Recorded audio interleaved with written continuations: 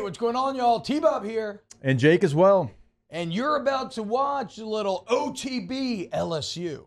We're going to give you all the latest, greatest between LSU football, baseball, women's basketball, softball, and everything in between. Bottom line, if you want to talk Tigers, keep it locked, subscribe, like it, and we hope you enjoy it. Do you want to talk Joe Moore Award? Because LSU's offensive line has been named to the midseason honor roll by the Joe Moore Award. This is, of course, the award given to the most outstanding line in college football.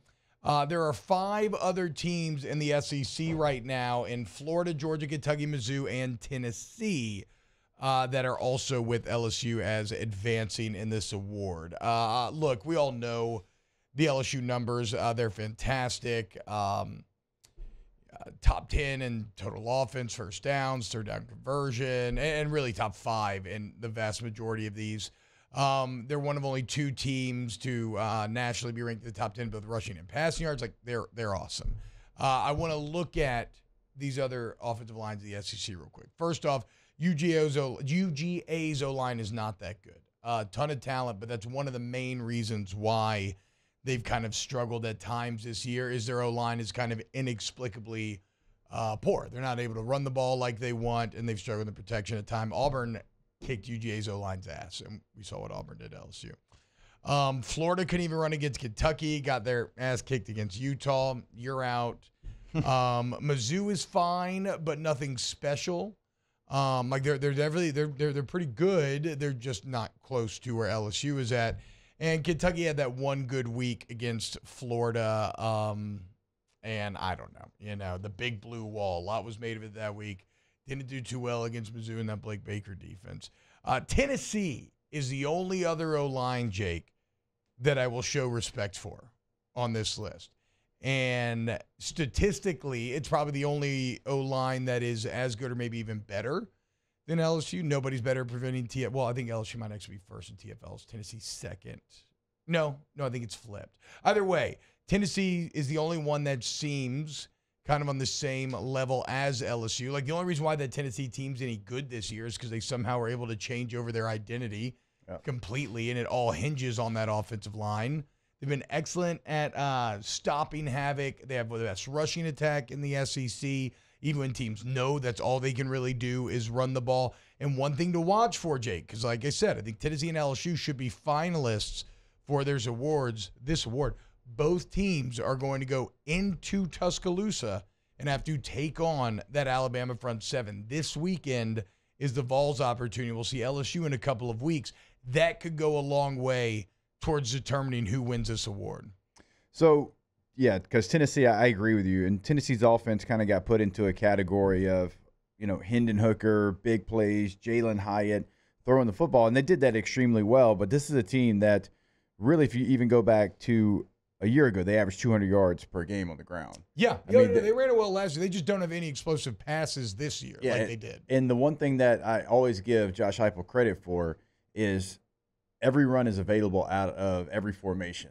They will run out of 11 personnel. They'll still run gap scheme runs. They'll run power counter. They'll run the whole gambit of runs. You see some stretch lead. Everything is available, and that makes it very difficult for this team, our team going against this Tennessee rushing attack to stop them because, well, you have sub personnel on the field, and this offensive line does a nice job of doing their job. Yeah. Right? They do exactly what they have to do. They have some advantages because of the sub-package personnel they're going against, but that's a credit to Tennessee and their tight ends for being able to get that done in 11 personnel. Well, and also teams aren't having to respect Tennessee taking the top off like they were last year. No. I mean, they can start to commit, if they want to play more cover one or whatever they want to do to try to get more people involved in run defense like they can. And that's the way to beat Tennessee, even last year when they could bomb it. Yeah. Like the only games that they struggled is when they couldn't run it.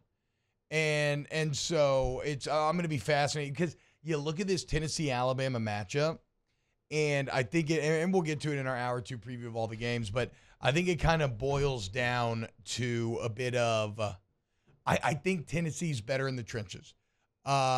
Both front sevens are very good at creating havoc.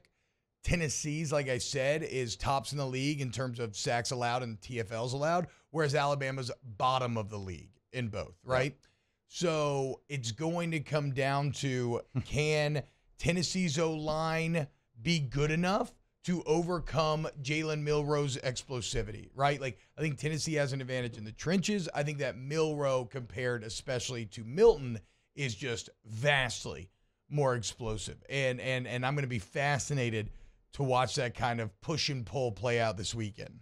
Did you see when they asked Coach Saban about all the stats you just gave about the tackles for loss and how much they're creating there?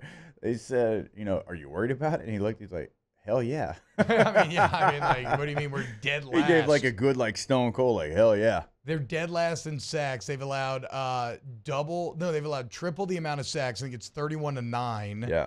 Compared to Tennessee, and then they've allowed over double the TFLs. So, you surprised by the line or by the perception of this game? Right now, Alabama -9, matchup predictor 76.4 in favor of Alabama. Yeah, I thought Tennessee +9 was the easy play there, but I don't know, man. I keep talking about my guy Colin Wilson, the gambling guy from Snaps. He recorded yesterday. It'll release today. He has been on fire, and his play was Alabama -9. So, and the reason he did come down to the explosivity of Jalen Milroe, that, okay, yeah, you can get after the quarterback, you can tag him. Well, guess what? He's been incredible under pressure. Jalen Milroe actually has an NFL quarterback rating of like 125 when pressured or something this season. Like, he has been incredible, and he's had to be because he's pressured constantly. And so he's basically saying, okay, yeah, like that looks like a weakness, but Milroe is good at overcoming said weakness. It's one of the reasons why he's the best option at quarterback for Alabama. Yes. Because absolutely. Otherwise, Ty Simpson, we saw against South Florida, I mean, he was just getting knocked around. Yeah. Yeah, I agree. It's so we'll see. We'll see. But this, I mean, I guess this all started as a conversation about the LSU offensive line, who I think are the best in the conference and probably in the country. But how Tennessee does and how LSU does going forward, especially into T-Town, will help eliminate one from this group. Wow, Jake, what incredible takes. I mean, those guys, they're just the best. I think so. And if you think so, again, hit the like button, subscribe, ring the bell so you get notifications when we post every single day here on OTB LSU.